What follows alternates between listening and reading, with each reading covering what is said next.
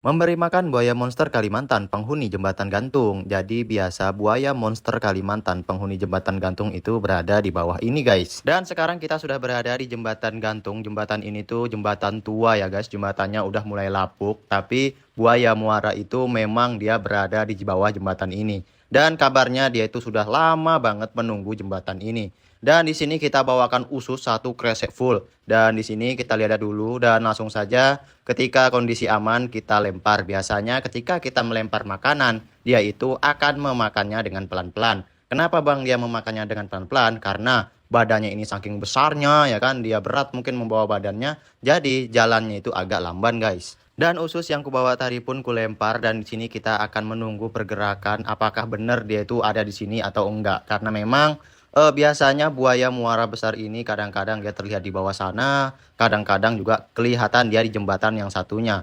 Alias dia di jembatan Libun, di jembatan yang di Poros sana guys.